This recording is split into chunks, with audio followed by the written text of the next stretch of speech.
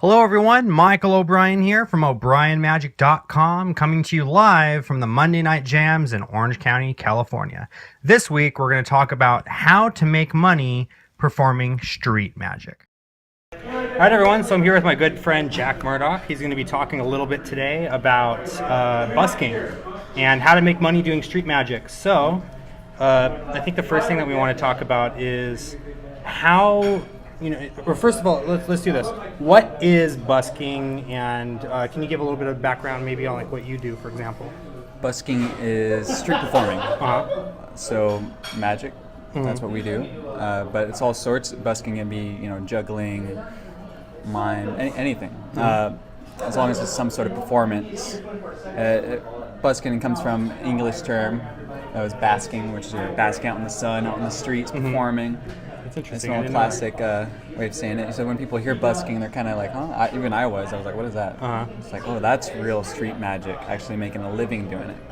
And I got into it because busking is like a passport to the world, as someone once told me. So. Well, yeah, you went not too long ago, actually, like on a United States tour, like just 100% just doing that to make a living, right? Just went and did it. Yeah, so if you're asking any questions, this guy's a worker. He's legit. He actually does this for a living. Still work in progress. I dabble in busking a little bit here and there on the streets, but definitely you're the person to ask.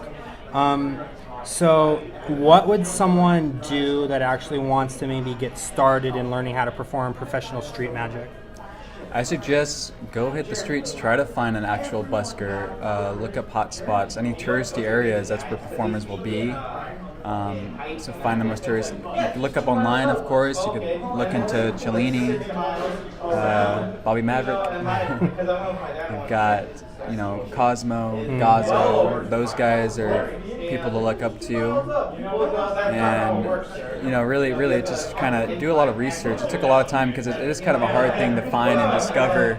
For me, it was just, I had to just do a lot of research online, like what is street magic, like busking and street performing and making a living. And there's some sites and threads online. But really, it's one of those things, if you could find someone in person, just like with magic, it's a lot better. Because otherwise, it's going to be a longer path. Yeah, for sure. When it comes to building your routine or the things that you're going to perform while you're doing street magic, do you have any advice for someone, the kind of tricks that you like to perform, or the things maybe you might want to avoid performing while you're out on the street? Really, you could do anything on the street. Do what you're comfortable with. That's how I started. I would just go out doing card tricks. It's very discouraging in the beginning. It's good to have maybe a friend, or if you have a girlfriend or boyfriend, whatever. Just get out there with someone because you feel more comfortable. Alone, it's hard on yourself because you're out there, you're a guy on the street doing magic. Of course, trying to make a living. Yeah. But do what you're comfortable doing. I don't think there's like a specific. There are certain tricks that may be better, and we all know that. But I started, doing close-up magic. So I was doing a lot of close-up magic, and even today in my shows, I'm doing close-up magic, but I'm projecting them to make it more of like a parlor show. Yeah, so even if like a pick a card trick, for example, if you can make that trick play big. Yeah, you start with something small and you build your way up, because you do kind of want to start on a close crowd. So you start doing close-up magic in the beginning in general, and then you start building up to bigger stuff and building the crowd. Okay. Actually, you know what? That's a really good talking point too. How would you? What kind of advice could you give to someone that on like a hook or some way that you can grab someone's attention, reel them in, and then start building up that crowd? Because for me, that's the hardest part about it. Once I have an established crowd, like I could do magic all day, but getting someone there and keeping them and then growing the crowd bigger, what kind of things do you do to make that easier? There's lots of different things. It's about just creating curiosity. But the three things in busking. The first is to make the people stop, right? And then you gotta make them like you. And the third one's make you pay you. Yep. There's a lot of work in between that. Of course, those are the three main things. So make them stop. You gotta build some sort of curiosity and be confident. You could do little tricks, but really you don't really want to start doing magic in the beginning. You want to build the crowd first. So be yourself. Say hi. How are you doing? You come watch this. We're gonna start in 2 minutes. Stand right there. You kind of demand what to do. There's gonna be a magic show in 2 minutes, or we're gonna start right now. And just be friendly and confident. That attracts people. You normally don't want to give them a yes or no question, like, you want to see a trick, or You wanna ask them something that's gonna give you an actual response versus like a yes or no. yeah. Like hey, what's your name? Like, you know, something like that. Get them talking to you maybe. Honestly, if you just tell them what to do, They'll do the it. fun people, the people that want to be there and want to see magic, will do that. They'll be like, "How are you doing? Oh, great. Here, stand right there. We're about to start. It's really good. I'm really good at this stuff. I've seen it about Yeah, 10,000 yeah. times. You know, Probably you have confidence has a lot You have to do these with it. lines. Yeah, it's confidence, but it's, you know, there's a lot of stock lines you could use to help. And you know, I use them too. All those little lines. But just being yourself and being normal and being polite. Mm-hmm. You could do like a trick. You know, I do stuff where I'm acting like I'm throwing something to someone, like, here, catch. I could kind of get them involved, or you could do certain tricks to get people. Like, I've seen people do the lights at night, or sponge balls, or Some kind of eye grabbing. just flourishing. I've seen people do that.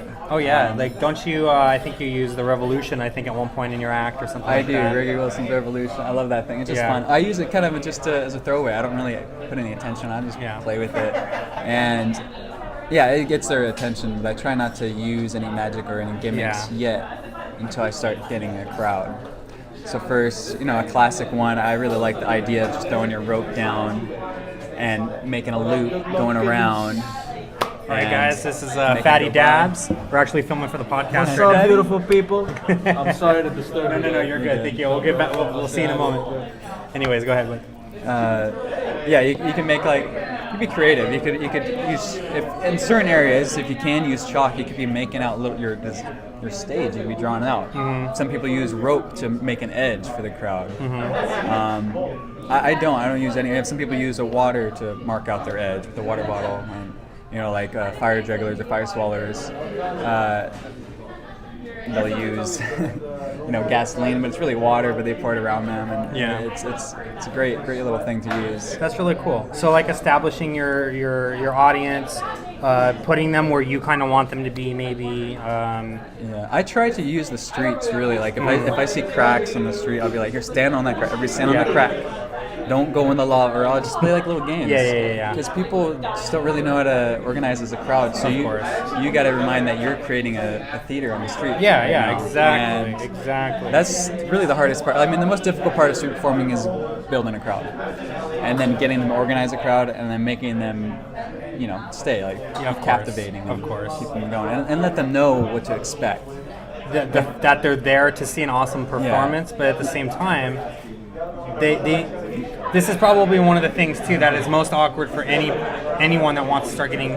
How do you tell people, thank you for watching me, but you need to pay me? You know what I mean? That's like where how it do you comes down to. So the hat lines. Yes, the hat lines. Oh, we got a little pinky coming in.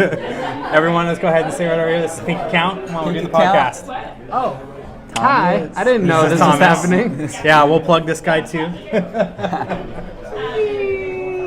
Pinky count. Okay, so the hat line. How do you convince people to So pay yeah, you during your show? You gotta let people know what to expect. You know, you gotta ask them for money in a genuine way, in a funny way. You know, funny is money.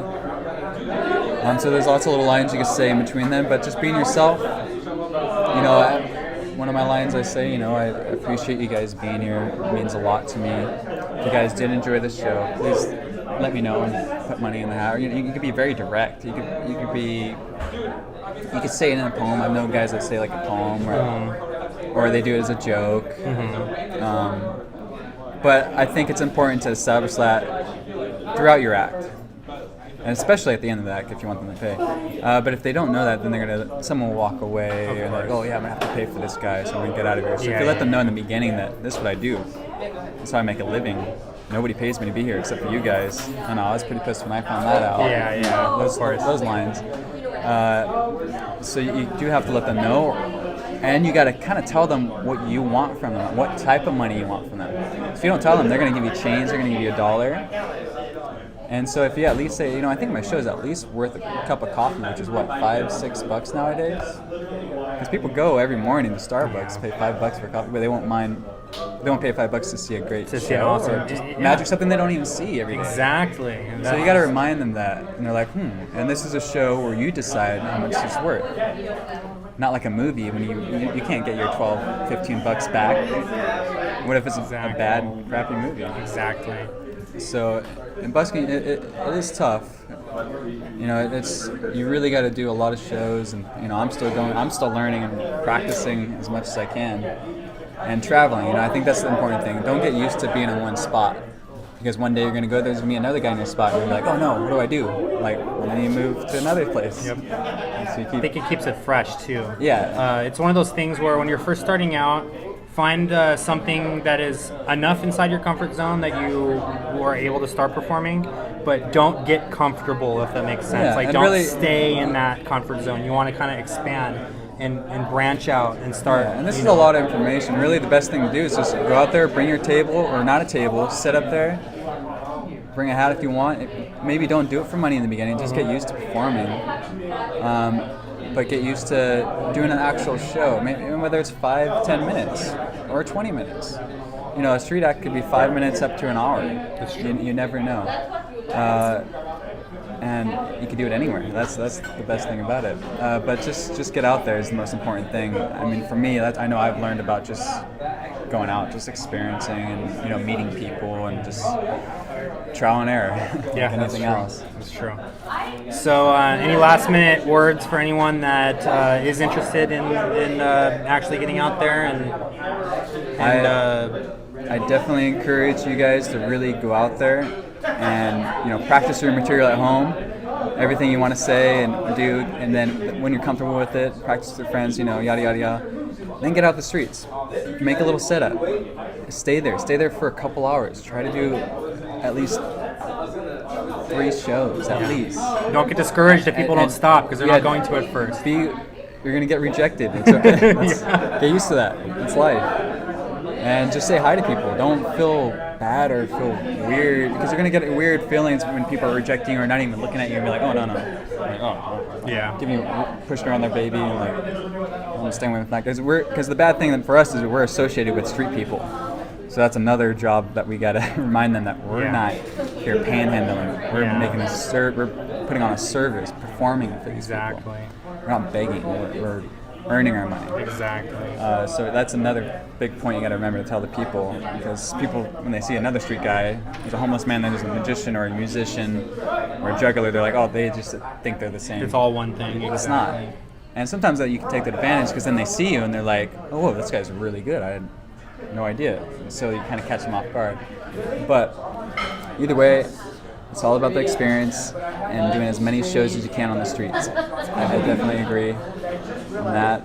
If you want to follow me and check out my stuff, any social media you've got, Instagram, Facebook, Twitter, Magic of Murdoch. I'm Jack Murdoch. And my company, right here, Slightly Smoking. There you go. Yeah, this guy's got some legit, SlightlySmoking.com, like some sleight of hand. legit shirts and I accessories. do the art and designs there. Really working good on some stuff. new companies. And you know what? Interact with this guy, Jack, excuse me, is a really nice guy. And if you have any questions or anything, don't hesitate to contact him. He's definitely going to help you out. If you have any questions for me, don't hesitate to contact me and ask. I'm more than happy to help out.